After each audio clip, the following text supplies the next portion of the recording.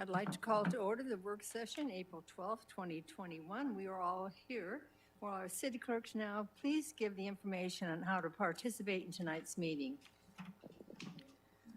While the Goodyear City Council meetings are open to the public, the occupancy remains reduced to implement social distancing. Seating is generally available on a first-come basis. Face masks are required and must be worn when moving throughout the building.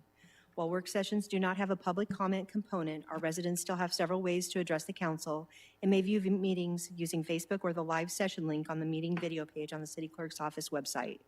Meetings are also available on YouTube, both live and after the meeting. The public may always contact the mayor and council at any time by sending an email to gycouncil@goodyearaz.gov. Thank you. We have two items on the agenda tonight, and council, as ever, I would like to remind you that staff will be pausing intermittently to answer any questions. Our first item is a discussion to provide direction to staff regarding the foreign trade zone policy. Please introduce yourself, but I think it's Harry Paxton coming up.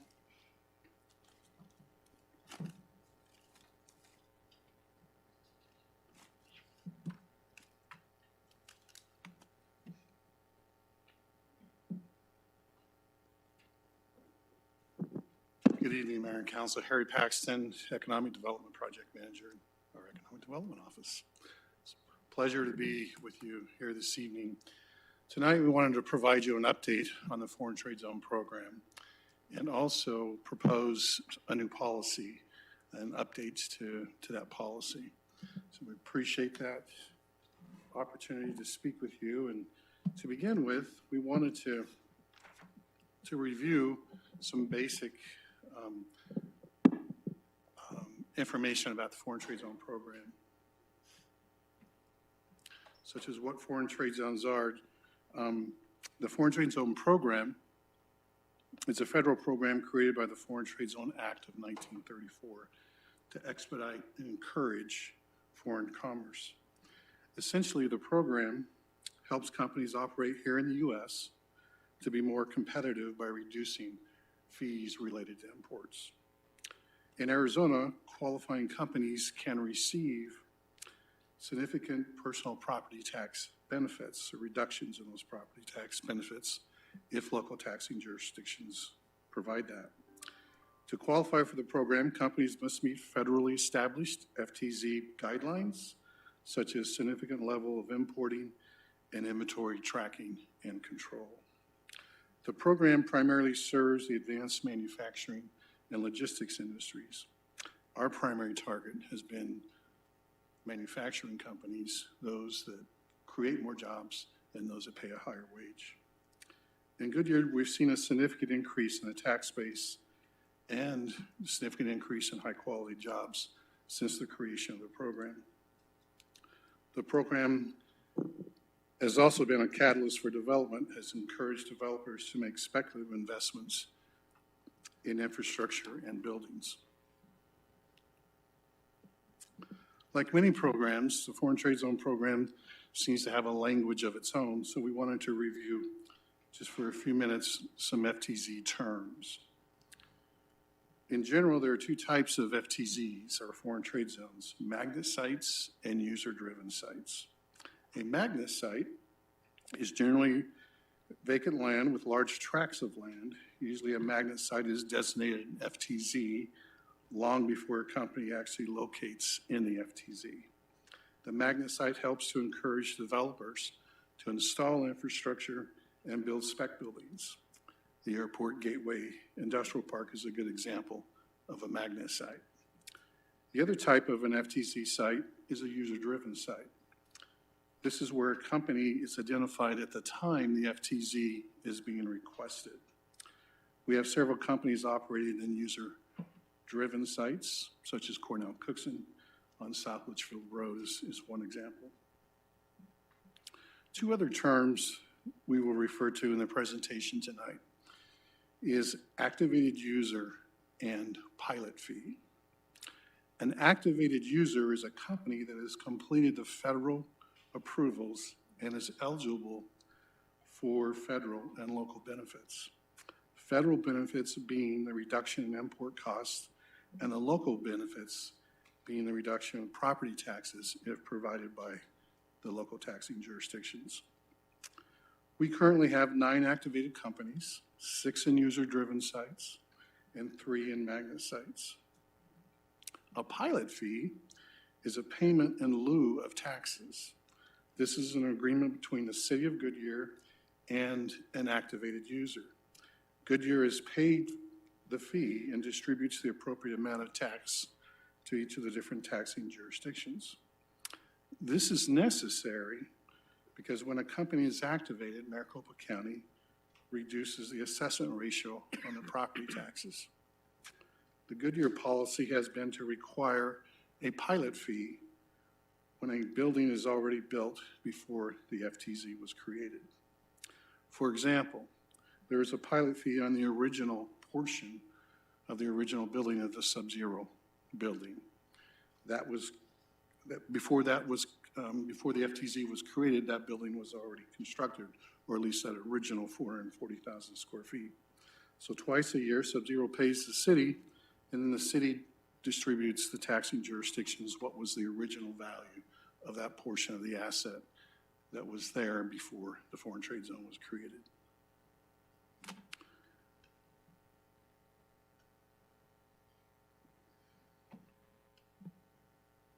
Why is that not going forward?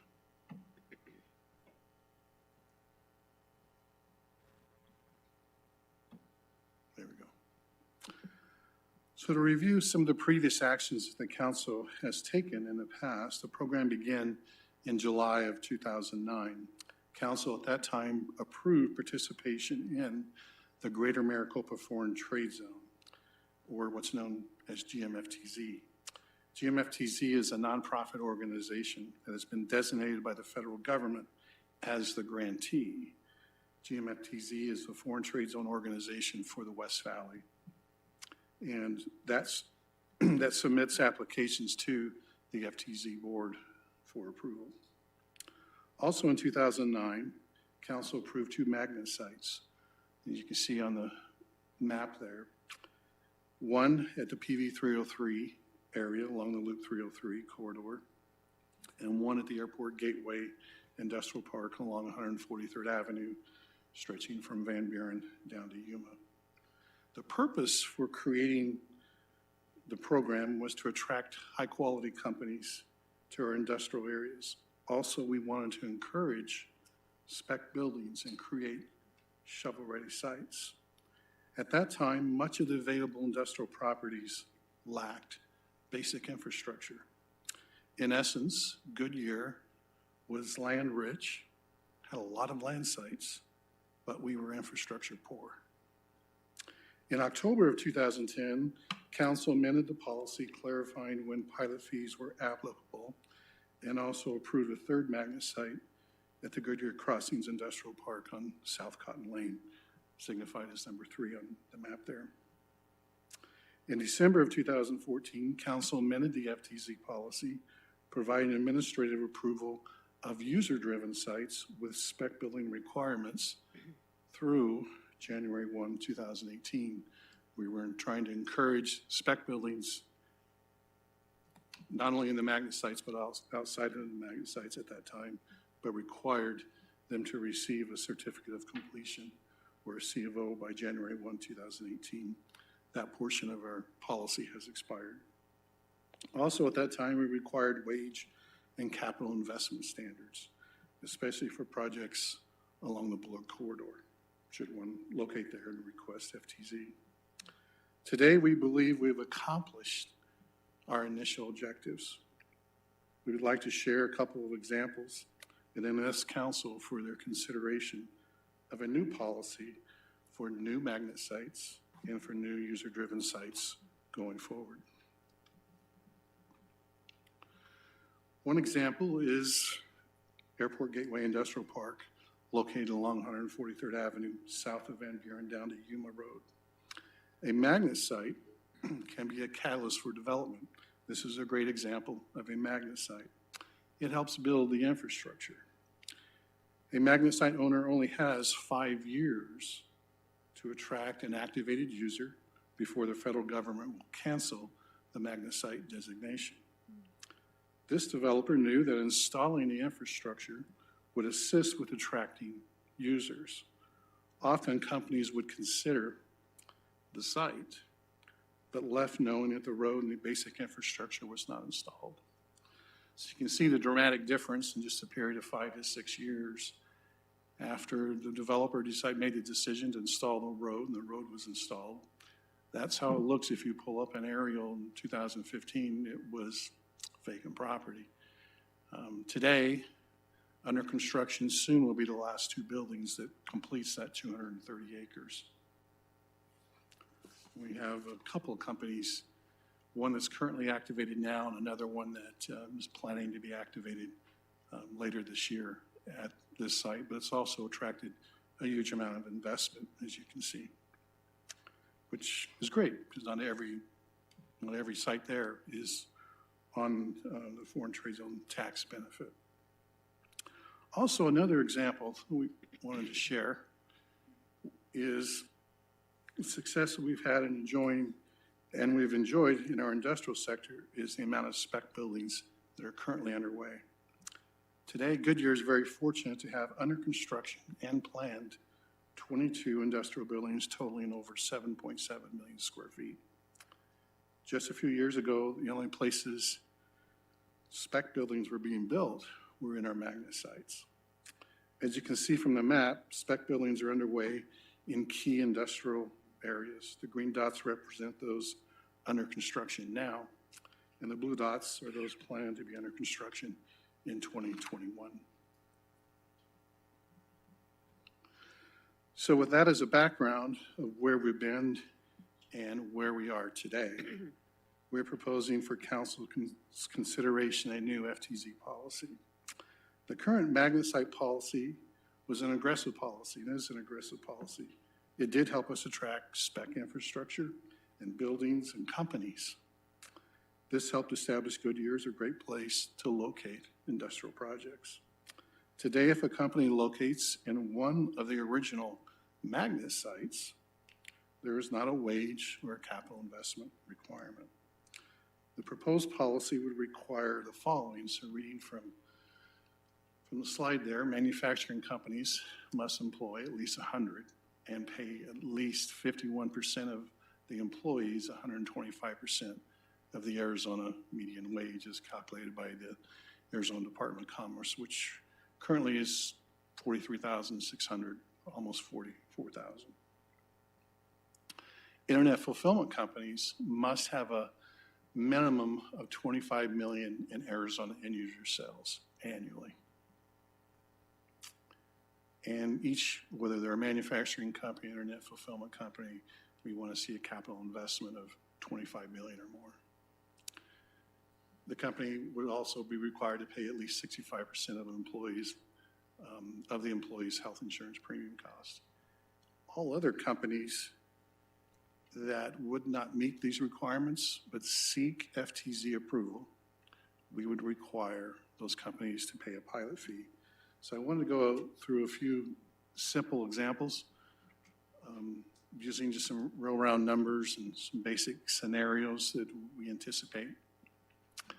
A pilot fee in a scenario where we have a qualified high-wage employer, they meet our requirements as in terms of these proposed policies, or an internet fulfillment center that meets our Arizona end user wage proposal. Their full property tax, assuming that the full property tax bill was $100,000, and the full FTZ property tax is only $28,000, there's that reduction of that 72%. Then the pilot fee in that scenario, there would not be a pilot fee. Oh, because they've met our high wage requirements, they've met our CapEx requirements, or they have met the internet fulfillment requirements.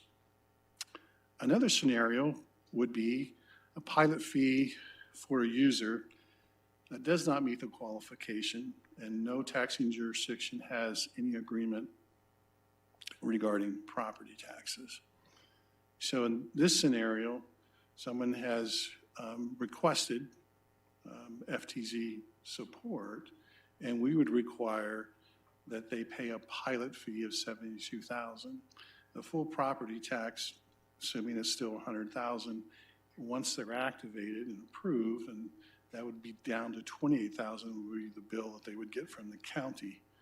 and then we would require that equivalent amount to get it back up to 100,000 of 72,000. This would be a scenario where we would have companies that want to locate in our community. They're necessarily not going to qualify for the benefits in terms of the taxes, but they may want the federal benefits. They may import a lot, and those can be of value to them. So that would be a scenario they would pay that full pilot fee. Another scenario could be company does not meet the qualifications, but a taxing jurisdiction has an agreement. So each of the different taxing jurisdictions could agree to provide the tax benefit. Not necessarily, maybe Goodyear decided not to because it didn't meet our requirements, and maybe another taxing jurisdiction did.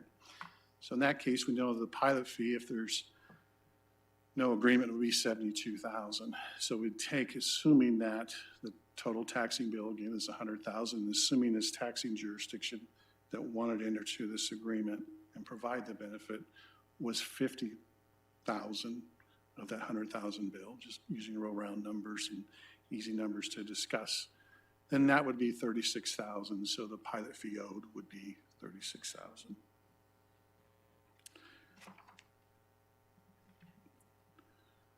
So the current policy was important in the past, we believe, to help Goodyear become competitive. But today we believe a more targeted approach, focusing on high-paying manufacturing jobs, advanced manufacturing companies, is more appropriate. The policy also allows us to stay competitive for high-wage advanced manufacturing jobs, and also helps us to recapture some of the sales tax revenue that has declined in your typical brick and mortar store as more and more product is sold online. Also, when companies don't meet the requirements for the tax benefit, this provides a path forward to activation with a pilot fee so they can still benefit from the federal benefits. The proposed policy would not impact existing magnet sites or existing user-driven sites previously approved or activated. So with that as a proposal, an update as to where we're at with our foreign trade zone program, what's happening in our industrial sector, in our community, how we've developed much of the property to the point where a lot of that infrastructure is installed and so very viable. We propose that this policy be considered and would appreciate your opportunity to share with us what your thoughts are on this policy. Thank you. I'm going to call out to the council who would like to start the conversation. Sherry? Thank you very much for this, and you can really see the growth. I do appreciate how much you and your team and everyone has worked on this and everything. I do have two questions. If an example of, other than an Amazon, what else would be 25 million? I mean, I'm not sure what falls in there. Good question, very good question. I asked those questions too of our finance department to try and get a sense as to how we should establish this years ago. So I think the first time that we had proposed that was in the 2014 tax policy. And so they can't tell me exactly what different users are doing, but we came up with, is this a significant amount? Does this meet some of the businesses, not all of them, but some of the businesses do they create that, have that amount of end user sales? And yeah, we have several in our community. Okay. That meet that requirement today.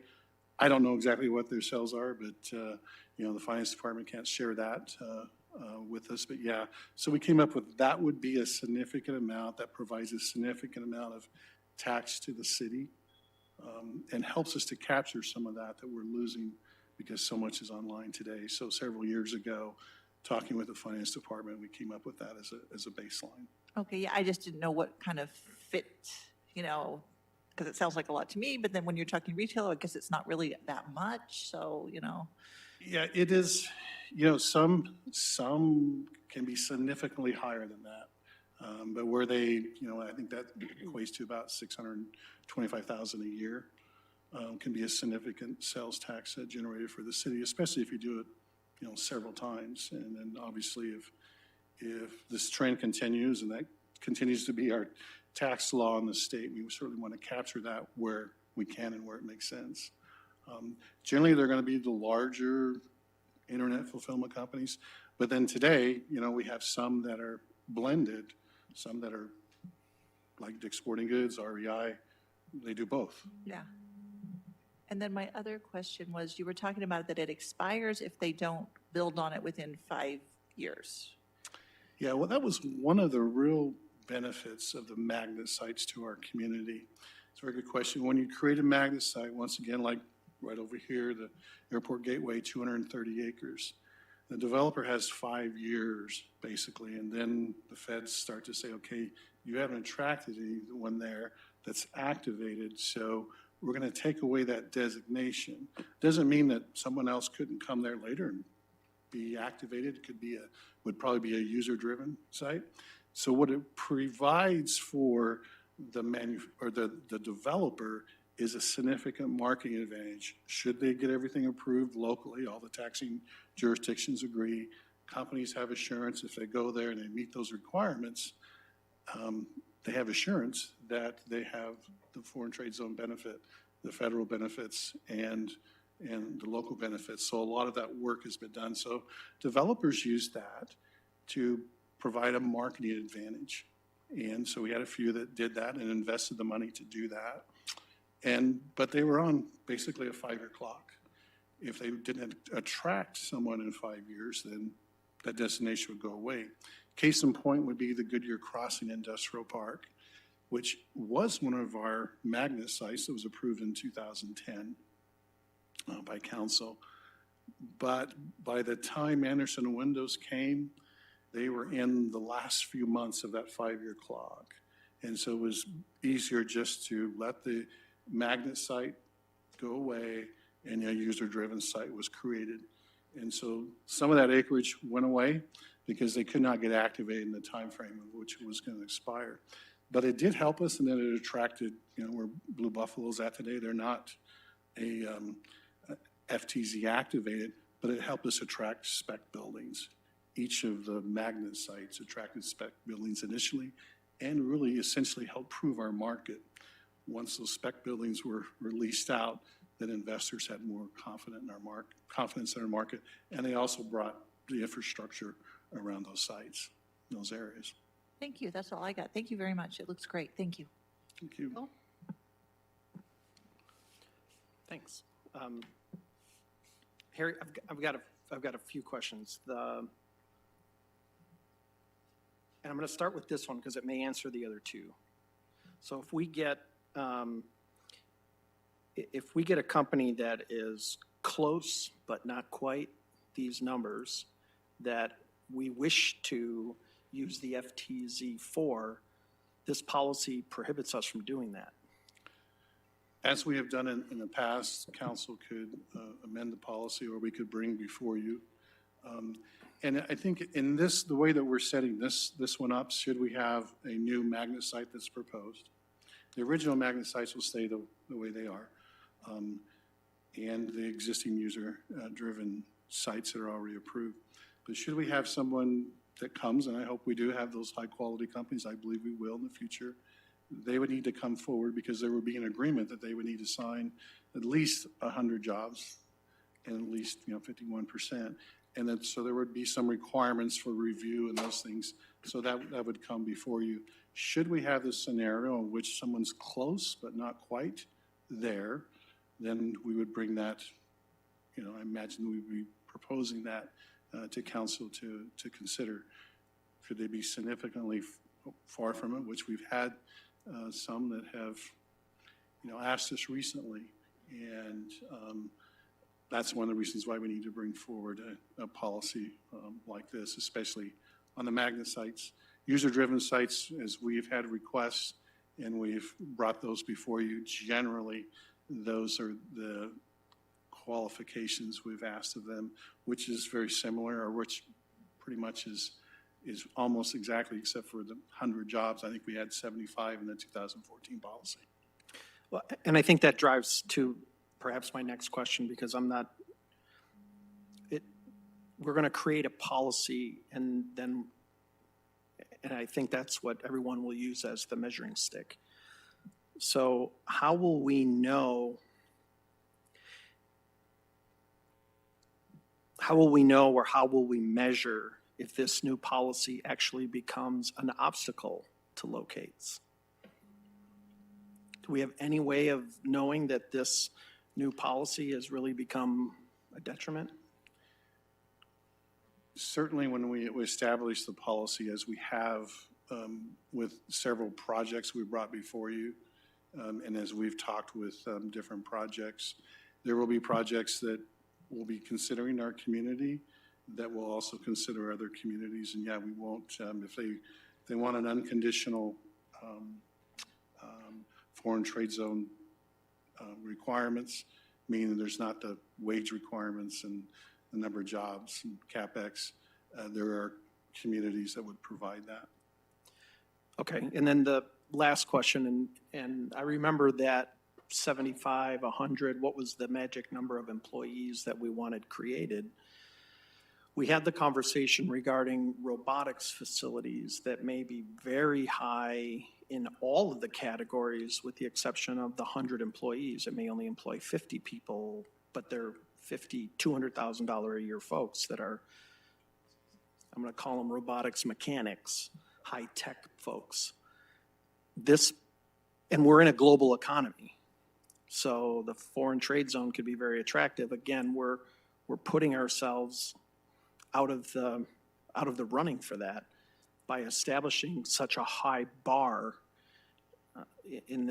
That's my concern. I remember we had a great discussion about that a number of years ago. So I guess I'm concerned about that. Yeah, in that situation as well, I believe that would be a situation we would bring before council. I would imagine, Lori, if you wanted to speak to that. We've had some situations to where maybe we haven't had a significant number of jobs, but we've had the high wage, and those are situations where we have communicated that, yeah, we'll certainly consider.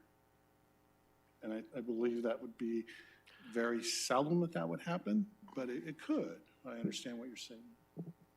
Valerie, go ahead. Thank you. Good evening, Mayor, Vice Mayor, members of the council. We have to also remember that there are federal requirements for this program. And it is not often, and I'm just trying to think of a situation, as you mentioned, Vice Mayor, that we would have a robotics facility that would actually have a need, an immediate need for an FTZ that would have significant imports that they would need to utilize that. So there would be, there might be a situation, but it would be, I think, highly unlikely that we would have a situation that, that they would need an FTZ. And understand that we're not, we would still, so if they needed the federal benefits, we would still support it under this policy. Well, and I think that was the crux of our conversation, is we couldn't. Do you want me to I'm stop? sorry, I don't mean to interrupt, but I do have a comment when you're. Okay. That we were kind of in uncharted territory when we were having that conversation, in a place that none of us thought we would be at. I don't want to make that same mistake today for 3 years from now, when there's something that we don't even know exists today, that we're setting this bar so high that we don't have an out. And if we're saying, well, we can always discard the policy because we've got this great opportunity, then why are we creating a policy in the first place? I guess is where we go with that. So I think that's just philosophical. And In a crystal ball. yeah, I have to tell but you. our unintended consequences Yeah, are there. And But I shouldn't wait to everybody, but having worked with FTZ a long time, I think that this, I shouldn't be talking. Let me have the other council and I'll talk to you later. Who next? Brandon? Did you answer all your questions? Yeah. Okay. Did you want to? If I could, Mayor, I just wanted to expand upon the conversation, and I think it's it's a very important policy decision because you can't make individual exceptions under this policy. So you either change the policy for everyone moving forward, but you can't pick and choose which companies you allow under the policy. So I just want to make sure that was clear. I'd say that's fair. I think that's fair. Go ahead, Brandon. Yeah, it's kind of the same vein. I don't want to stifle growth.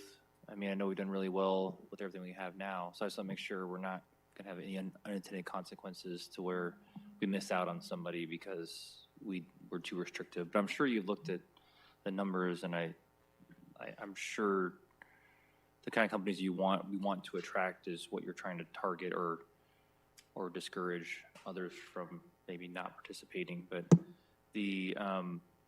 but I know this doesn't affect any of the current magnet sites that we have on the books. Yeah, it does not affect any of the existing activated Okay. companies. Many of the companies that we have, not only manufacturing, but also some of the distribution companies meet these standards and have far exceeded them. I certainly want to be upfront with the council. Yeah, there are projects that this could be part of their location decision.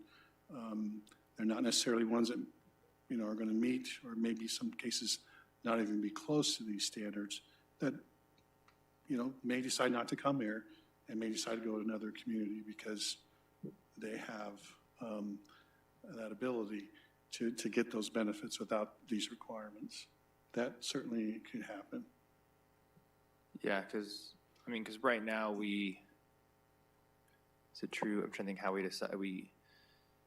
If someone came to us the way it is now, we still look at them individually, each one, right? Yeah, so thank you, Julie, for your correction. I pulled out the current policy, and let me read item number 2, where the city hereby establishes this foreign trade zone policy. The city reserves the right to amend, modify, supplement, and or terminate this policy at any time. So if I understand that correctly, it's not that we would say approve one, we'd have to amend the policy. And I can jump in on that, and Julie answered it well, but it flows from the federal regulations on the FTZ administration that there is language in the federal law that says that there must be uniform treatment under like conditions. So there's a uniformity provision. You can, as a policy decision, make adjustments to when you will grant FTZ status, but once you've adopted that policy, it has to be uniformly applied to the businesses. Right. So you can't do one-offs. You have to come back, and if you want to make a policy decision to adjust your FTZ policy, you can do that, but you can't treat companies differently than the policy allows. Yeah. That's what I figured. Like I said, I'm just trying to make sure that we're not gonna, hurt any future growth, because obviously the plan right now has worked for us. I mean, we have a lot of great specs that are probably the envy of a lot of other communities around the valley to have so many spec buildings that we have, and also all the great employers that we've been bringing as well. So I think I understand what you're trying to do. I just don't know if it's the right thing to do right now or not. So I obviously want we want higher wage, we want higher investment to the community. So I definitely see the importance of that. I guess I'm not 100% sure what unintended consequences would be for us. So Let's see what the end of the conversation is. Maybe one of the other council people. So go ahead, Laura. Thank you.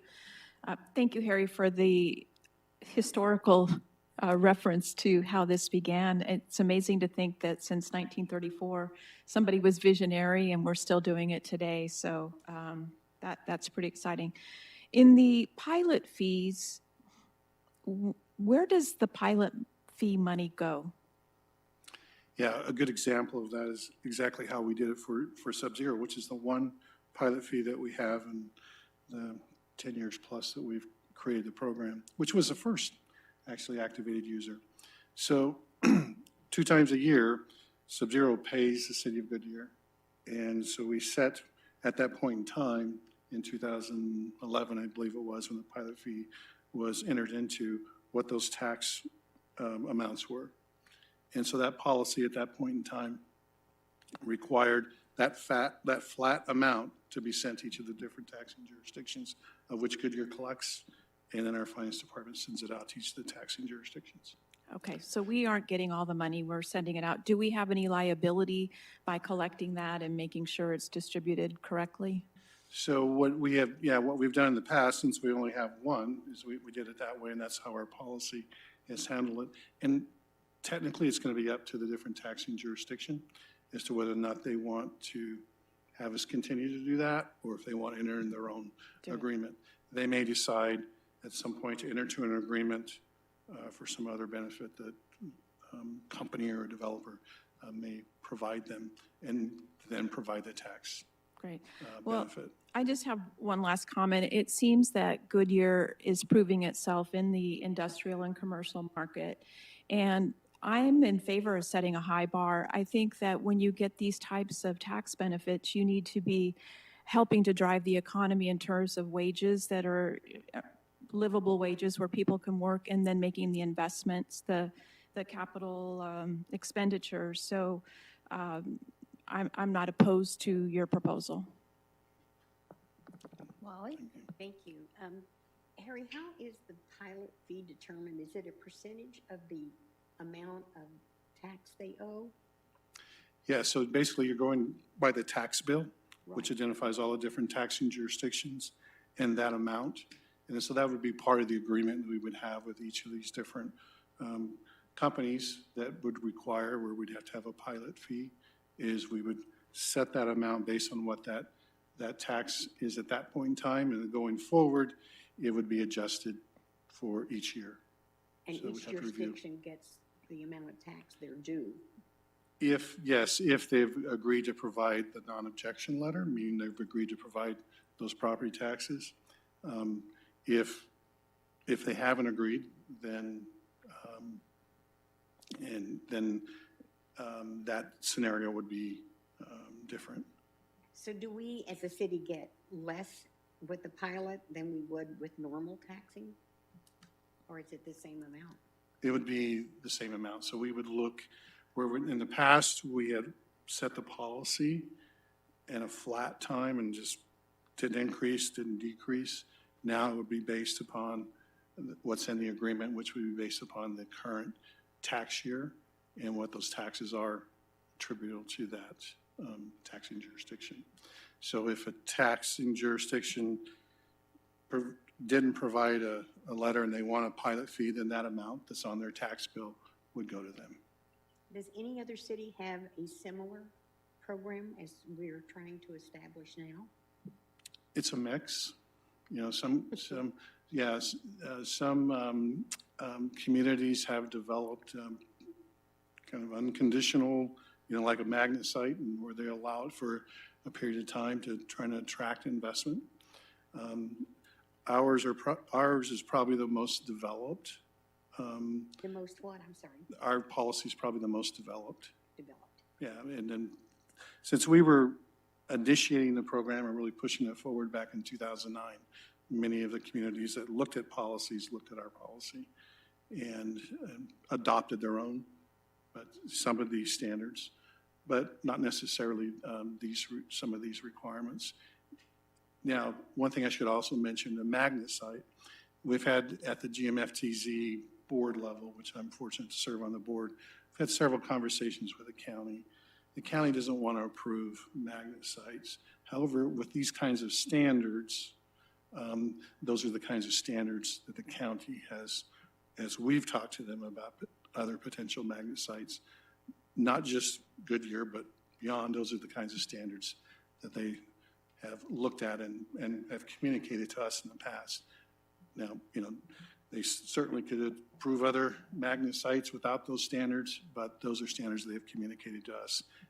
There's a preference for user-driven sites because then and you have the opportunity to look at who the company is each time. But there's also a need for magnet sites or developers that are willing to go forward and invest the time and effort to get everything approved, because then they have that additional marketing power. And we can say to companies that meet those requirements, should this policy be adopted, that yeah, you meet these requirements, you're in, and this company or this developer's already approved and had gone through the work to have their magnet site approved. So it becomes an attractive and effective marketing tool should a developer decide to go all the way through it and invest the money to have a magnet site approved, and should council approve it. Otherwise, you're looking at user-driven companies, which we have several, and as those come up, then they select an area, but they don't have assurance that it's approved until they've gone through the process, got all the taxing jurisdictions to agree. I do want to go back to the point that you were making, if we could, and Rourke, maybe we could ask this question. We've identified, advanced manufacturers, internet fulfillment. Should there be another category in the future? It would be the scenario that the Vice Mayor's talking about, and Councilmember Hampton. I would imagine, would be able to amend the policy to include that type of category, would we? Do we have to Say- do that? Do we have to put something on the table like that? When you look back, I just think back the first time we did this, and I was involved in that, and then I've sat with the committee, I don't know if you call them committee, the group that makes a lot of these decisions, and they really vet everything out. And they're the people that really should be the ones that will probably catch anything like that and can be prevented. I don't see Bill's concern, I don't see quite what he thinks, so this one, I think it's so much better. I love the idea that it's a little more secure about the 100 employees, okay? At least because we know off and on, a company comes in and promises, but doesn't quite make it. And so, I don't know if we need to be adding to it at this time. What do you think? Joe?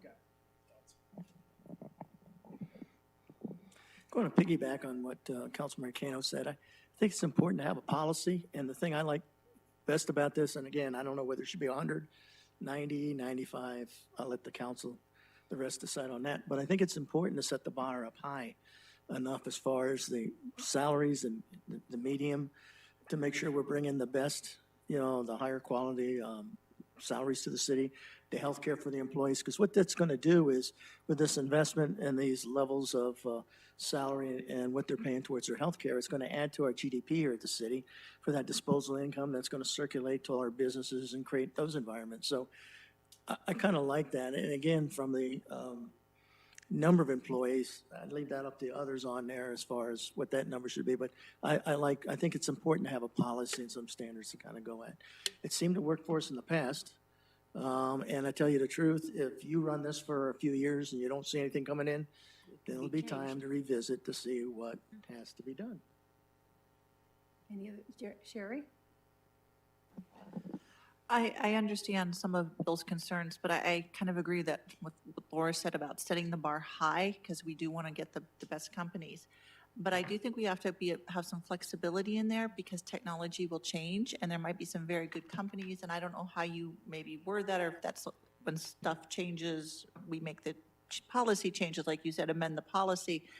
Because there might be businesses out there that are the robotics, because that's really taking off, that are doing the manufacturing, but you've got very high skilled, very high paid people who are running those robots, but they might not have 100 employees, but they might have more than 25 million for their equipment. I mean, that might be, the investment might be higher than that. So I don't know if that's something we just kind of keep an eye on to see what's out there. And then if you guys come back, if that needs to be amended, or if there's this or that, I don't know how you put that, if they've got one or the other. So we have a little bit of flexibility built in, but I think it's a good policy. I think you're setting the bar high to get those high quality businesses.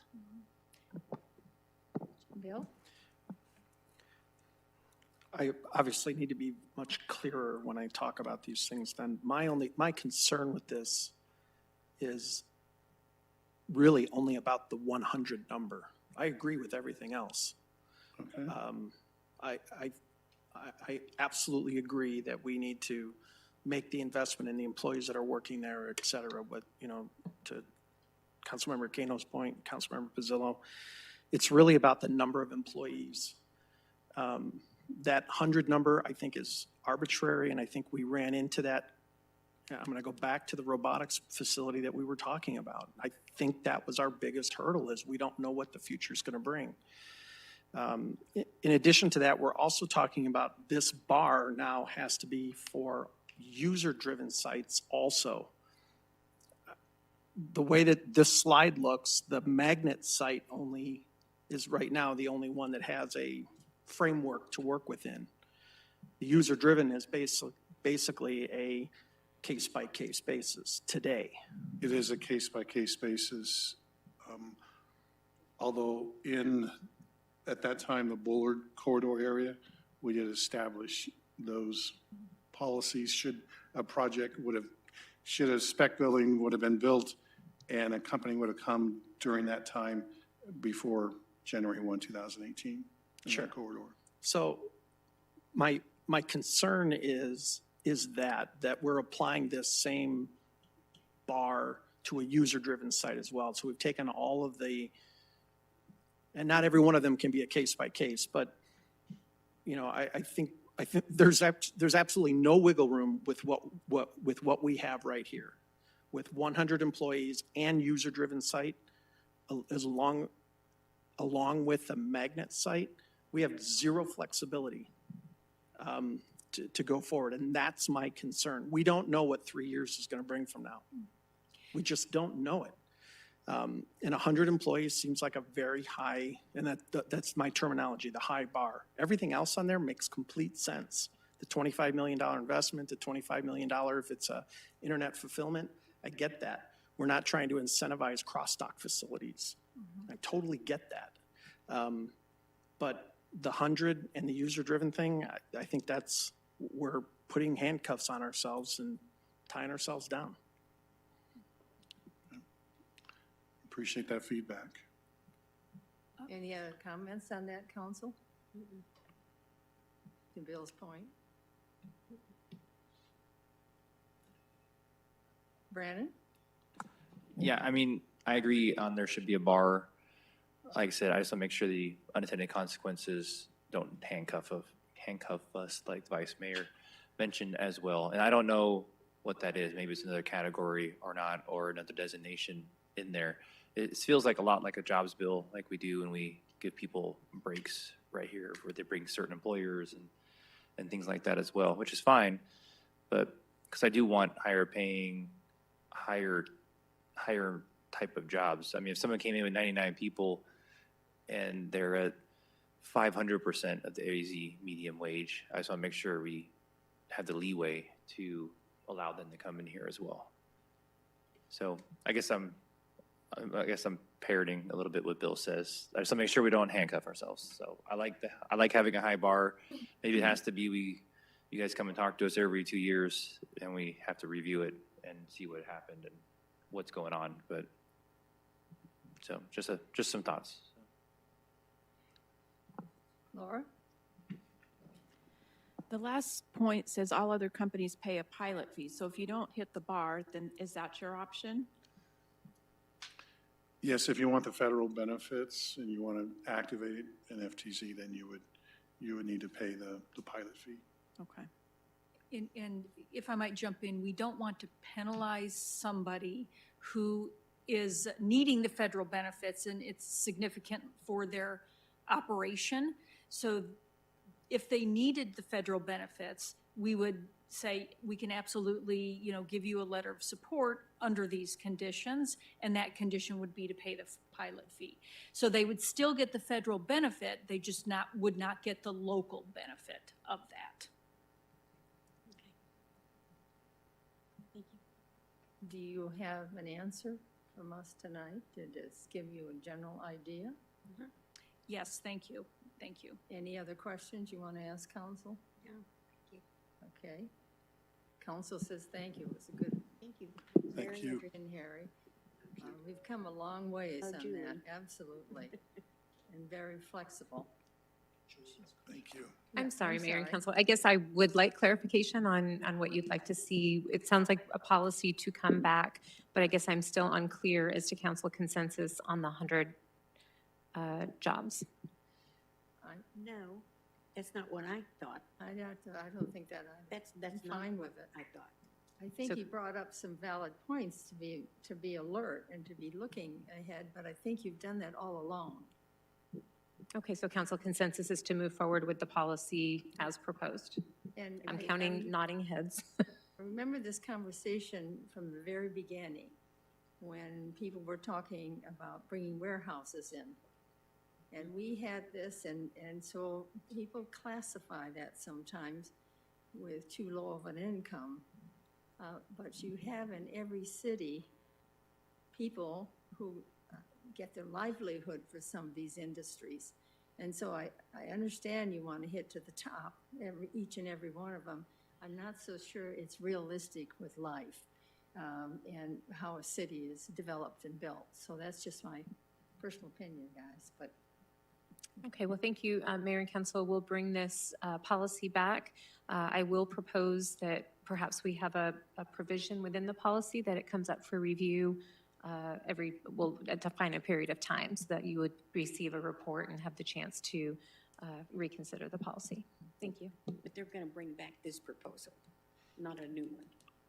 That's correct. Yes, yes. Good, perfect. Yes, and we want to thank you for all your work, okay, because this has benefited our city.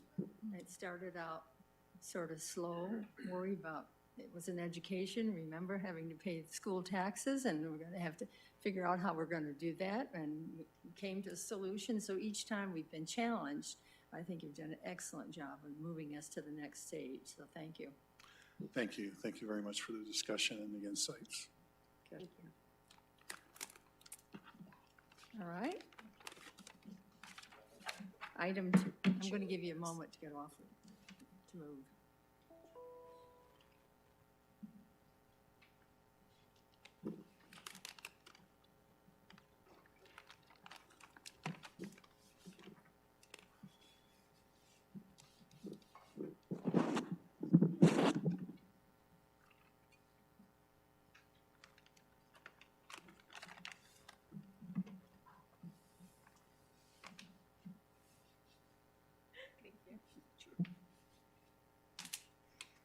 The next item is a presentation discussion regarding the Southwest Valley Chamber of Commerce, and our city manager, Julie Arundel, will be producing. Good evening again, Mayor and Council. So this evening, I wanted to provide an overview of our relationship with the Southwest Valley Chamber of Commerce to include a recap of recent events and a recommended path forward.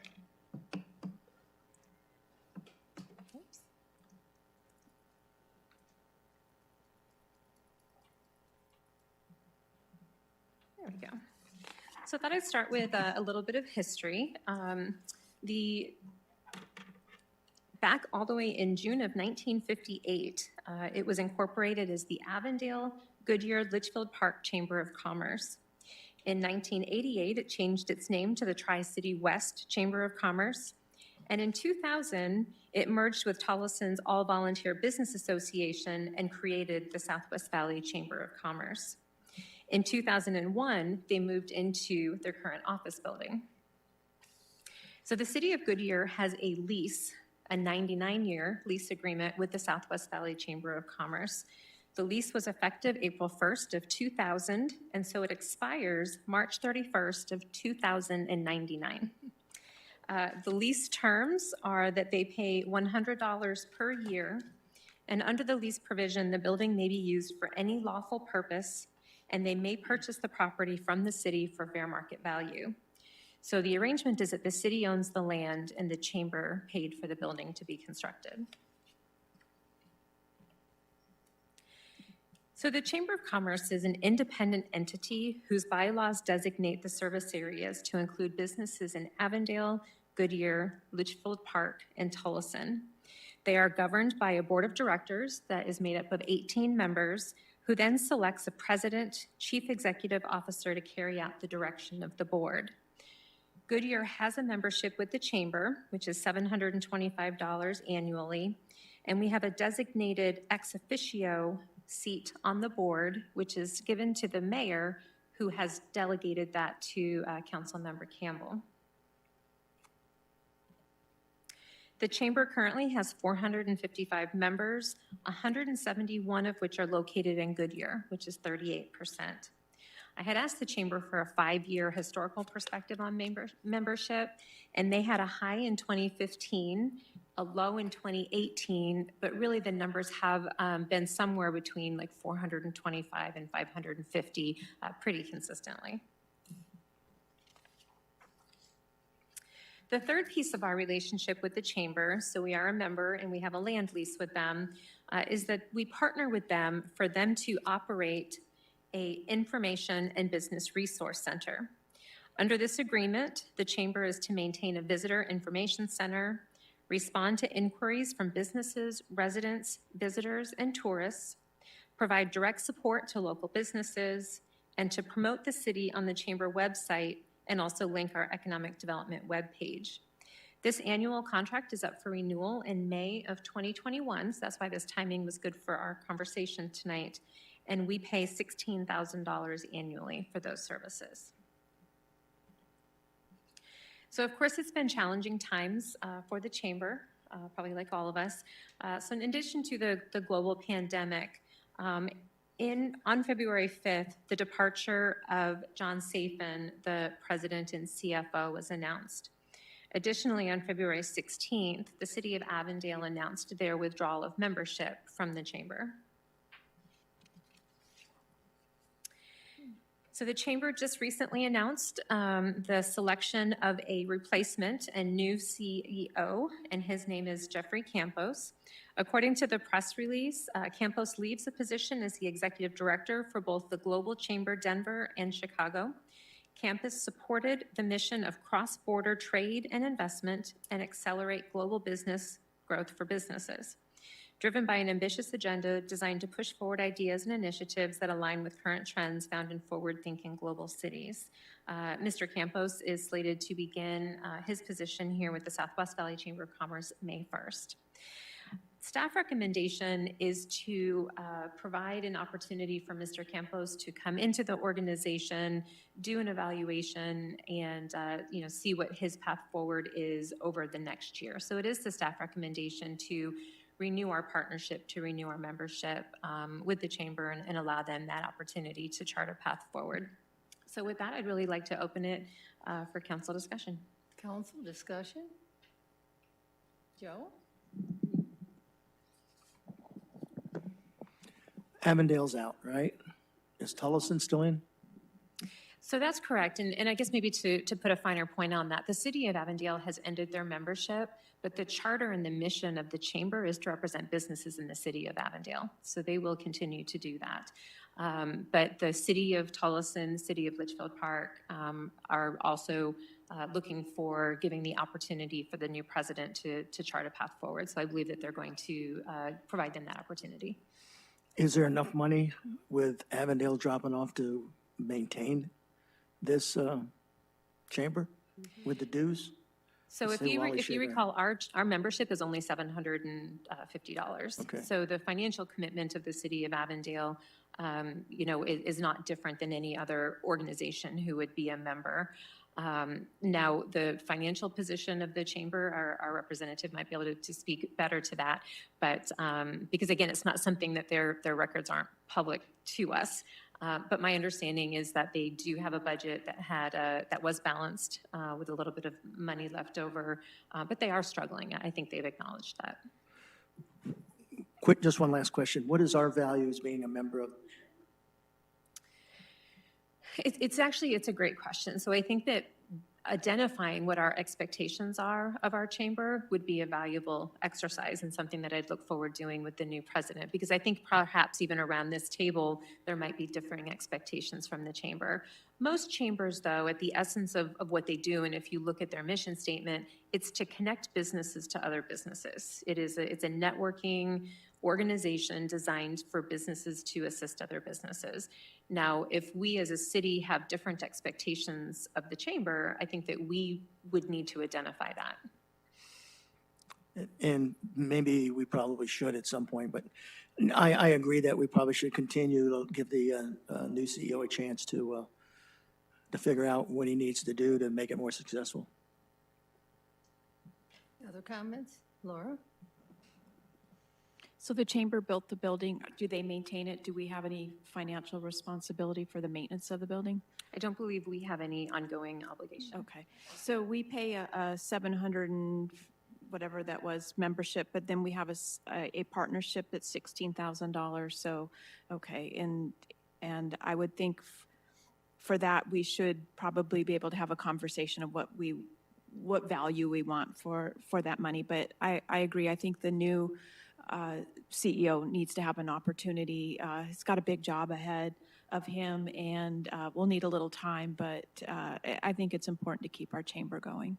And if I could expand, as part of that partnership, what they provide, and again, COVID put a wrinkle in that, but they provide, their building is open to our local businesses. They have conference rooms that are available. They have copy machines and computers that are available. So there is value within that agreement for the $16,000. But again, I think that we may begin, as we've become a more sophisticated city, to perhaps look at wanting more from that agreement. But I do have to say, when I look at the value of $16,000, I think if our expectations are greater, we'd probably need to renegotiate that contract. Sherry? I agree with you that he's new. I like the fact he's coming from outside. I think that might give them a little bit of a boost because it's been a little tired for the last couple of years. At some points we joined, we didn't join, we came, we went, because it didn't really, as a business owner, I didn't really see a lot of value in it. They had some cute events, but not really anything that was really that helpful. Very, very basic.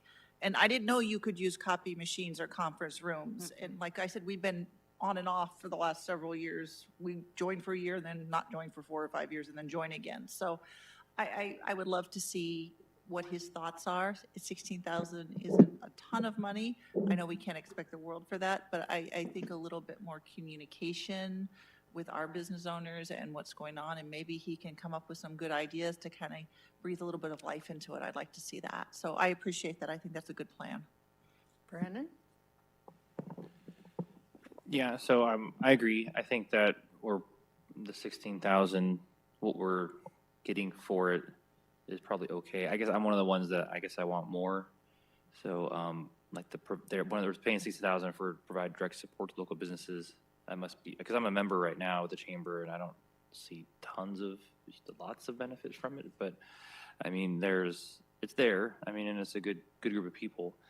But I guess I'm okay continuing with them for now and giving them a chance to look what it's going to look like in the future. But I guess maybe they're not the organization that I want my higher expectations to go through. Maybe it's something through the city that we need to do to support our businesses even more so. And maybe that's through the Innovation Hub, or maybe that's through other things. But I just really want to see our Goodyear businesses thrive, and I really wanted the chamber to be part of that. And I don't know if they're doing it to the level that I would like in the future. But I think we should continue with them until we don't. Bill? Do any of the other cities make a contribution the size of our $16,000? So I believe Avondale had a similar arrangement, which they also withdrew. I should have mentioned that in relationship to their partnership. I'm honestly unaware of whether Tolleson or Litchfield Park have a similar agreement. I believe if they do, they're all structured differently. So I think one of the things that we've been exploring and learning is there has not been a lot of consistency within the expectations of the member cities and the benefits offered to members. I love the conversation in the comments about kind of maybe recreating what it is that they offer. But I think that consistency in agreements with their member cities would also be very beneficial in comparing those notes. The documents are not available to us because they are a private organization, But I'm also certain if I was to inquire with my peers at those communities, they would share that information. Sure. So, you know, I think a strong Chamber of Commerce is important for our community, but it's got to be strong. And giving them a resource that they can benefit from. And, you know, it's frustrating to hear that we've got two small business owners who were part of, you know, Sherry in and out, and Brandon saying, yeah, I'm a member, but I'm not getting what I want. I've yet to join the chamber for that same reason. So I think if we can support them, we're stronger in numbers as we go forward. But it's not an unlimited, in my view, it's not an unlimited period of time. I'm curious whether he'll be able to pull off getting this done in a year. I think the mountain is pretty high. But if we're seeing progress, I'd be willing to entertain it for one more, but I would not do a multi-year agreement until we see some direction. Well, yes, Brandon? Yeah, I guess another comment too. I mean, I feel that our city is doing more of the lifting. Like I know when we were doing the fundraising, we were really pretty much the only city showing up to the fundraising events and things like that. So I don't know. I mean, I like us working as a group in cities, but I don't know, maybe it's also time we have our own chamber here in Goodyear too. So, but I don't know. I like working regionally, but if everybody starts leaving the chamber, then it really just becomes our chamber at the end of the day too. So just curious what that looks like in the future. Thank you. Well, Wally, yes, Wally, you've been there. I've waited to speak at the end because I'm on the front line with the chamber. And I was prepared to ask my city to withdraw from the chamber because we were not getting a value for our members. We've adopted a negative budget for the past 2 years. We've not been able to recruit a large number of members. During COVID, we've been totally shut down with no one opening back up to service our members. Goodyear is the largest city that has the most members. I am a private member. I pay $125 a year, and truthfully, I get absolutely nothing. Zero, nothing. I do get an email, but that's it. I am very encouraged, though, that we are getting a new CEO who is a proven leader with other chambers. And if I recall correctly, I was in on not on the nominating committee, but on the interview committee. And if I remember correctly, he was either president of the Hispanic Chamber of the Denver area or very involved. So he's going to bring a whole different perspective to us. And I think he will be able to turn our chamber around. It's not just selling a bunch of memberships. It's more than that. The office is outdated. They don't even have computers that are high tech that talk to everyone, that can do all the things we need to do because they've really not had the money to expend to that. We pay more than anybody else. I will tell you that. I'm not privy to tell you all the other stuff, but that's enough. So I would like to give them one more year. And if not, I think, truthfully, we can run our own chamber just like Buckeye does and be very, very successful. And just focus only on Goodyear and its small businesses, or not small, but any Goodyear business. So that being said, I'm in favor of doing it for one more year and then assessing it and see if in fact they've changed their bylaws, they've changed the way they've done business, they've opened the chamber up, and they are offering something to our businesses. If they do those, then I think we're on the road to recovery. But it's going to take major surgery. Thank you for those comments. I've certainly heard that conversation from other people. I was approached by the rest of the mayors, and I knew right away some of them had made a strong decision not to be a part of it. I did not want to be one of those, I wanted us to at least investigate it. I can see that the chamber itself, the committee needs change, needs direction, and definitely the building itself does. But we also have to be realistic. It costs money. And if we're going to try to make this successful, we need to work with the new CEO, and we need to find out exactly what their goal is, because they don't really have a goal except meeting. I mean, it's a nice organization when the businesses do like seeing each other and doing, but it doesn't really accomplish criteria for chamber. So I think we need to do that. I don't want it dropped until we make a concerted effort, in my view, to make something happen. But I think we have to get realistic. There may be more. You're talking about the 16,000. It may be more when it's all said and done and working with the other cities. So I appreciate everybody's comments, because I think we should investigate before we drop them like they've been dropped by other cities. So, okay. Any other questions? All right. Julie, thank you so much. I really appreciate it. Okay, I'm about ready to adjourn this meeting, and we'll go into the next meeting. So no more business to discuss. This meeting is adjourned. So let me start. Yeah, we are. Yeah, now.